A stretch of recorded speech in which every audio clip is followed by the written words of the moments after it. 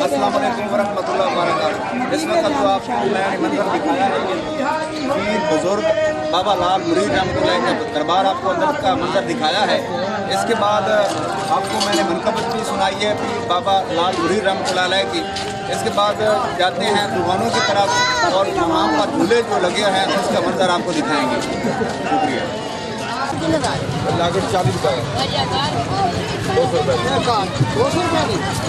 अच्छा, ये जो इस वक्त देख रहे हैं ये मनारी की दुकान पर मैं आकर खड़ा हूँ।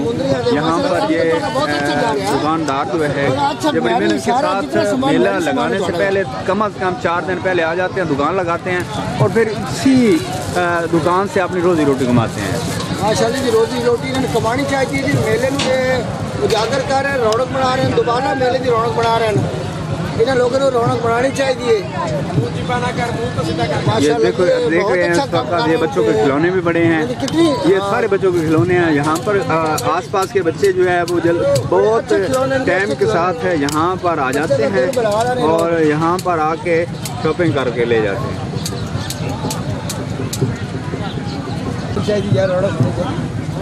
ये निशानियों के तौर पर ये आप देख रहे हैं, ये कड़े भी होते हैं। ये छोटे छोटे जो है ना, ये मुंदरियाँ टैप जो है, ये बच्चे जो अपने दोस्तों के लिए गिफ्ट लेकर जाते हैं।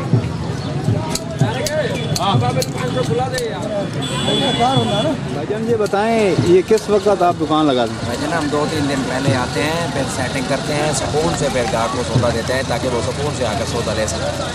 3 दिन पहले आते हैं।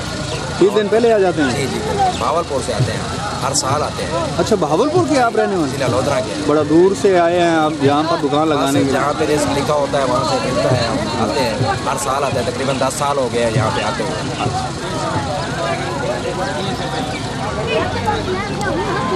क्या करो भाई ने, क्या करो? चब्बल केड़ा सारा वड्डा है, अब बोल छोड़ना है वड्डा है साथों, पागल तो ना हो जाने, बंदे आक बोल जाने। अल्लाह साईं इहदे विच बरकत शरकत पावे। अच्छा, 2 दिन पहले आके 3 दिन पहले आके दुकान लाते हो? जी जी, अपनी हार 2 दिन पहले आते लेने ना भाई, चलो बच्चे से चंगी खासे कोई। अच्छा, सेल अच्छी हो जाती है फिर मेले की रौनक तुसी दुबाला ही कर दी और क्या सेल हो जाती है? बस शुक्र गुजार है, बस रोज ही वसाइल जो बनाई वदे हैं तो कम तो कोई नहीं, थोड़ा बारे लाए के टूर केड़ी जगह तो आया सर? असल माछीवाल कोशाद दरबार पीरो लैशा।